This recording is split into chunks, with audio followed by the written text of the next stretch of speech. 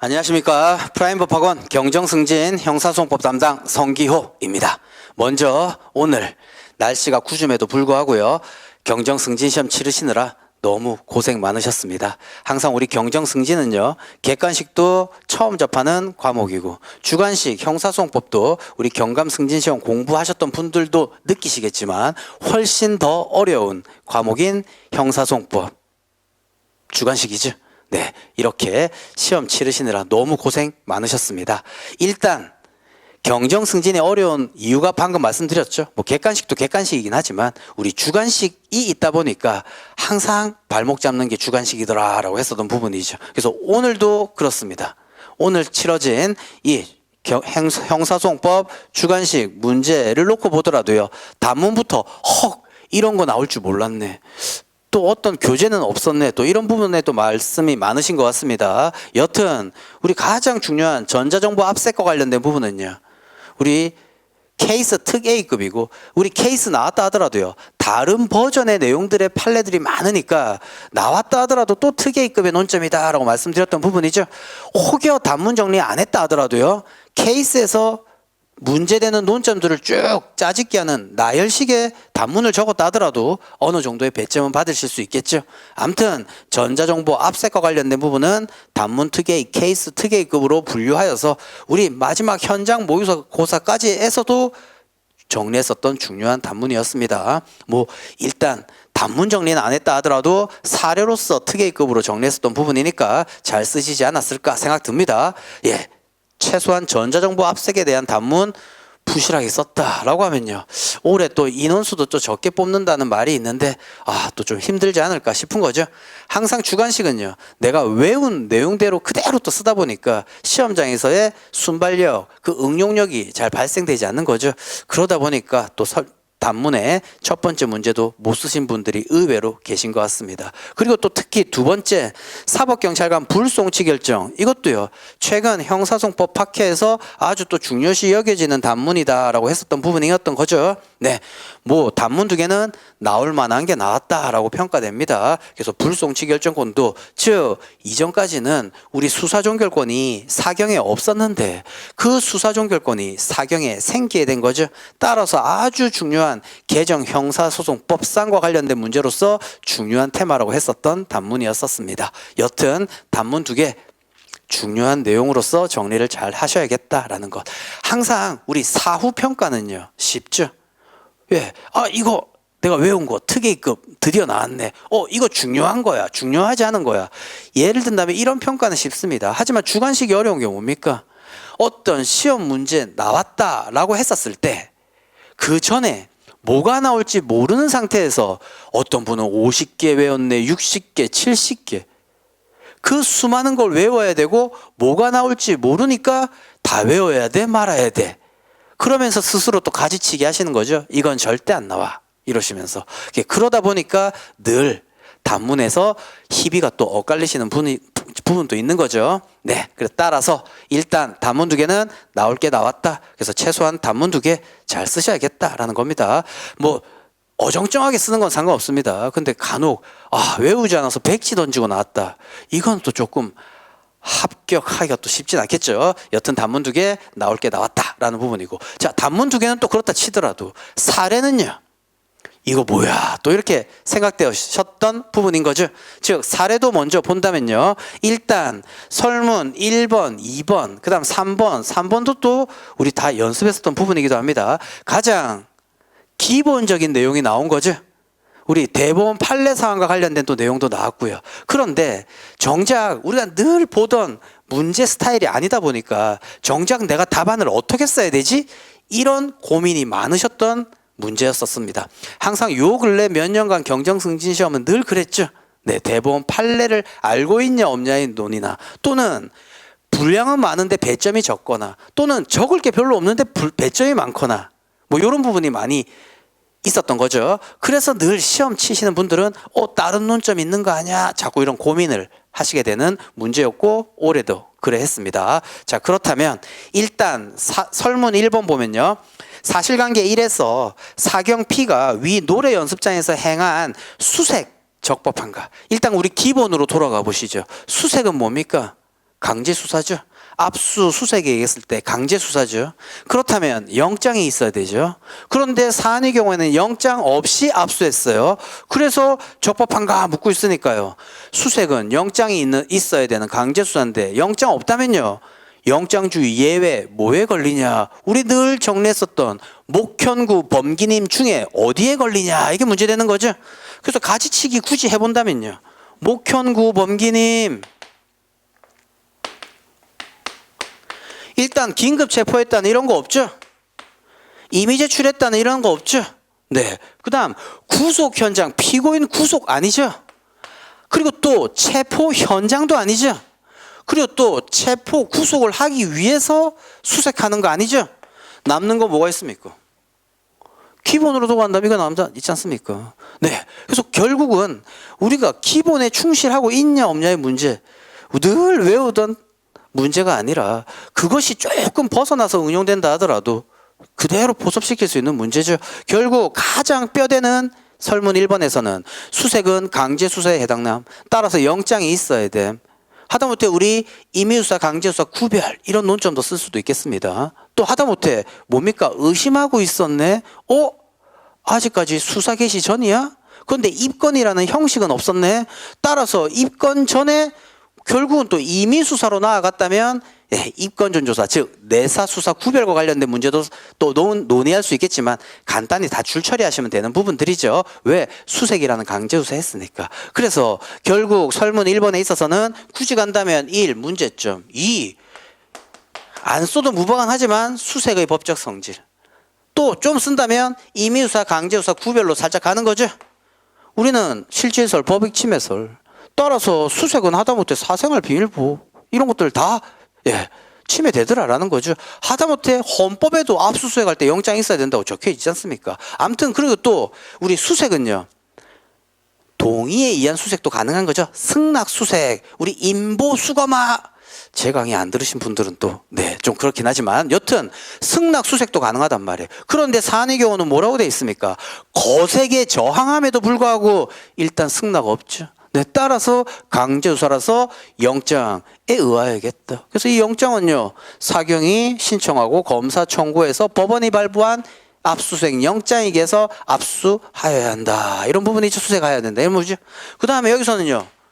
그런데 영장이 없었다고 하니까 범죄 장소에서의 압수검 또는 영장주의 예외 이렇게 목차를 잡아도 무방하겠죠. 네. 그리고 범죄 장소의 압수검이라는 일반론적인 내용을 쓰셔야 되는 거죠. 그래서 여기서도 뭡니까? 범행 중, 범행 직후의 장소에만 족하다라는 거죠. 네. 그리고 거기서 체포했거나 피의자가 현재하거나 이럴 필요 없더라라는 거고. 그리고 또 사후에 지체 없이 영장 받아야 한다라고 규정되어 있는 거죠. 우리 체포 현장 또는 긴체 이런 부분은요 48시간이라는 시간이 한정되어 있지만 여기서는 그런 부분이 없죠. 그래서 지체 없이 영장을 발부받아야 한다. 근데 사안의 경우 우리 늘 범죄 장소에 압수검 외울 때 어떻게 외우라고 했습니까? 중후긴후 마치 요건스럽게 외우라고 했던 부분이죠.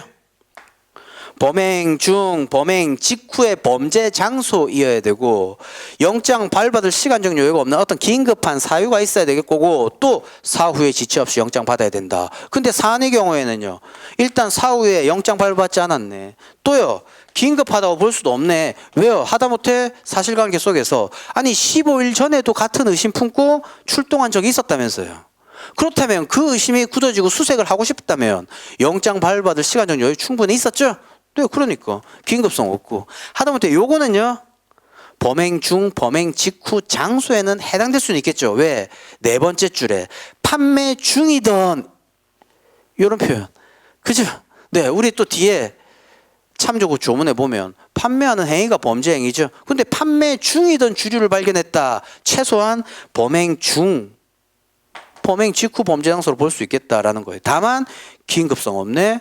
사후에 영장 발부받지 않았네. 따라서 위법하다. 이런 식으로 케이스 정리하셔야 될 부분이죠. 네, 그래서 결국 이 부분에 있어서는 수색의 법적 성질에 있어서 임의수사, 강제수사 구별 이것도 간단히 줄 처리하면 되는 부분인 거죠. 네. 그리고 임의수사, 강제수사 구별. 그래서 강제수사에 해당한다. 사안의 경우에 동의도 없었고 강제수사에 해당하니까 입건 전 조사, 내사가 아니라 수사더라라는 부분인 거고, 여튼 따라서 이런 수색에 있어서는 반드시 법원이 발부한 영장에 의하여야 된다라는 거죠. 근데 사안에서는 그 영장이 없었다. 그래서 결국 사실관계에서 주어진 이런 것들이 뭡니까? 중후긴후 케이스 포섭해봐라라는 사실관계 속에 녹아 들어가 있는 부분인 거죠. 네, 그래서 설문 1번의 부분은 말 그대로 주된 논점, 범죄 장소에서의 압수검과 관련된 내용이었다라는 부분입니다. 그 다음 설문 2번은 보면 사실관계 1에서 만일 며칠 후, 참 이게 좀 애매했습니다. 항상 우리 지체 없이라고 하니까 우리 체포 현장에서 압수검과 긴급 체포시 압수검 여기를 대비해서 그래 48시간 이내에 영장 받자, 뭐 이렇게 청구해서 받자, 이렇게 해석하고 있는데 아무튼 48시간이면 이틀이지 않습니까? 그러니까 며칠 후 또 이렇게 되어 있으니까 일단 요 사실관계 1번을 전제, 즉 없다라고 하고 난 다음에, 즉 지체 없이 영장 발부받지 않고 그 이후에 영장 받았다라는 거죠. 네. 그래서 이때 사후영장, 여기서 사후영장을 받은 것은 이 요건상의 하나는 이 영장을 발부받은 거 아니다라는 거죠. 이것도 우리 대법원 판례 사안에서 얘기했었던 부분입니다. 네. 따라서 이렇게 사후에 영장을 발부받았다 하더라도요, 범죄 장소에서 압수검에 해당되지 않아서 영장 없는 압수로서 위법해진 이 압수가 사후에 영장을 발부받았다고 그 위법성이 치유되지 않는다라고 하는 그 대법원 판례, 여기서 뭐 5점짜리니까 목차 잡지 않고 쓰시면 되겠죠. 네, 그래서 위수색 아무리 며칠 후에 압생 영장 발부받았다 하더라도요, 이 수색은 적법하다고 볼 수 없다, 이런 답을 쓰면 되는 부분이다 라는 거죠. 그래서 설문 1번, 2번 이 부분도요, 뭘 써야 되지? 이런 고민이 더 많았던 부분이죠. 그 다음 설문 3번에서 이것도 배점이 20점이에요. 그 다음 설문 4번은 배점 10점이고, 그런데 설문 4번부터 보면 이 설문 4번은요, 전문 진술의 증거 능력과 조사자 증언의 증거 능력 두 가지가 붙어 있는 거죠. 전문 진술의 증거 능력, 그 다음 조사자 증언의 증거 능력. 우리 사안 포섭했을 때 각각의 논점들 다 정리해야 될 부분이니까 솔직히 배점을 3번 15점, 4번 15점 뭐 이 정도 냈으면 좀 더 좋았을 건데, 암튼 따라서 4번의 문제는 이 전부 다가 뭐에 걸립니까? 316조 2항에 걸리죠. 사실관계를 읽어보니까. 즉 피고인 아닌 자의 진술이, 그쵸? 피고인 아닌 타인의 진술을 그 내용으로 하는 경우 요건이요, 사질 외소 그 플러스 특신 상태죠. 그죠? 이렇게 진술 요하는 자가 사망, 질병, 외유거주, 소재불명 그 밖에 이에 준하는 이유로 진술할 수 없을 때 해당된다는 요거와 관련된 결국은 필요성 요건이라고 하는 거고, 특신 상태 얘는요 신용성의 정황적 보장이라고 하는 거고, 따라서 필신으로도 외우기도 했었죠. 네, 그런데 이 부분은 310조 2항에 걸리는 이유가 뭡니까? 누구의 말을 얘기하고 있습니까? 피해자 말을 전문하고 있는 거죠. 네, 그러다 보니까 316조 2항에 걸리고, 310조 2항에 해당되는 이 지금 진술을 요하는 이 자가요 죽지 않고 살아있지 않습니까? 그죠? 따라서 필요성 요건 충족하지 못하여 증거는 없다, 이렇게 되는 부분인 거죠. 네, 유죄 증거로 사용할 수 없다, 이게 답이 되는 부분. 따라서 10점짜리 논점이니까 결국 배점을 이렇게 1, 2, 3, 4로 나가도 되지만 316조 2항을 바로 포커스 맞추어서 전문 진술의 증거 능력, 전문 진술의 의의와 조사자 증언의 의의 쓰고 케이스 보수하면 되는 부분이죠. 예, 그리고 또 여기서 뭡니까? 말 그대로 이 피고인 아닌 자가 조사자도 포함한다라는 부분인 거죠. 따라서 법 조문은 똑같이 적용되지만 이렇게 두 가지의 논거가 들어가 있었던 부분이다라는 부분이었습니다. 그래서 4번은 배점이 10점이다 보니까 316조 2항에 바로 포커스 맞추어서 목차를 작성해도 상관없고, 또 이렇게 1번, 2번, 3번, 4번, 02 316조 2항 이 적용되고 필요성 요건 충족되지 못해서 증거응용 없다로 결론 내리셔도 무방하겠죠. 배점이 10점이다 보니까 답안지 분량을 맞추기 위해서라도 또 그렇게 써야 되겠다라는 부분이고요. 그 다음 설문 3번과 관련된 부분은요. 사실관계 2번과 관련된 부분이었죠. 네, 요것도 우리 마지막 현장 모의고사에서도 또 살펴봤던 부분이고 변호사 시험 기출 문제이기도 하죠. 자, 그래서 사실관계 2에서 위 칼이 을의 A에 대한 범죄 입증하기 위한 증거로 사용될 수 있는 요건이 뭐냐라고 했었어요. 그래서 이걸 보니까 사실관계 2번을 보니까요. 뭡니까? 압수수색 영장을 발부받았죠. 그런데 이것은요. 노래방 주류 판매 혐의에 주된 압수수색 영장을 발부받은 거죠. 즉 압수수색 영장에 기재된 범죄 사실은 주류 판매. 그런데 그 안에서 뭐가 발견되었습니까? 피 묻어있던 칼이 발견된 거죠. 즉 이게 뭡니까? 별건 압수에 해당되는 거죠. 따라서 이 압수수색 영장에 기한 칼 압수 적법 여부는요. 별건 압수로서 위법하다. 이렇게 되는 거죠. 네, 그렇다면 이 압수로서 위법하다고 느껴졌으니까 사경이 다시 되돌렸다. 환부했다고요. 그리고 난 다음에 제출받아. 이게 뭡니까? 임의 제출물 압수에 해당되는 거죠. 따라서 임의 제출물 압수의 일반론적인 내용 써야 되는 거죠. 소소보가 임의로 제출한 물건 영장 없이 압수할 수 있고 그 다음 사후에 영장 발부받을 필요도 없더라 뭐 이런 부분인 거죠. 네. 그런데 여기서 하나 더 써야 될 부분이 뭡니까? 결국 또 이것도 대법원 판례의 부분이었죠. 즉 최초 증거 압수한 그 최초 절차는 위법했죠. 그런데 다시 돌려주면서 최종적으로 임의 제출받은 이것은요. 적법한 거죠. 그래서 이게 인과관계 단절되었다고 볼 것이다라는 거죠. 그래서 이 인과관계 단절이라고 해서 또 여기서 독수과실 이론 배점이 크다 보니까 또 그런 내용을 또 막 쓰신 분도 계세요. 뭐 써도 무방은 하겠지만 독수과실에 딱 걸리는 거 아니죠. 1차 증거 그로 인한 파생 증거인 2차 증거인데 여기서는요. 1차 칼, 2차도요. 그 목적물의 칼이지 않습니까? 그러니까 독수과실에 딱 걸리는 문제는 아니다라는 겁니다. 환부 다시 제출받은 이 압수의 적법 여부와 관련된 부분에서 판례가 그런 단어를 쓰고 있지만 독수과실에 해당되는 인과관계 희석 단절이라는 그 단절을 얘기하는 건 아니죠. 네, 그래서 1차 절차와 2차 적법한 절차 사이에 이 인과관계가 단절되었다고 볼 것이다. 따라서 여기서는 요건이 뭐냐라고 했었을 때 임의 제출물 압수에 있어서의 가장 중요한 요건 제출의 임의성이죠. 따라서 우리 이렇게 강압적으로 뺏고 난 다음에 다시 돌려주고 임의 제출 받는다. 그 과정에서 수사기관에 강압이 작용할 수 있기 때문에 이런 부분에 있어서 검사가 제출의 임의성을 증명하여야 증거능력이 인정된다라고 했었던 그 판례의 내용을 써야 되는 부분이었던 거죠. 근데 배점이 좀 크다 보니까 이런 부분들이 또 이거 뭐지? 이렇게 다른 것들을 생각하실 수도 있는데 결국은 1. 문제점. 그렇죠? 2.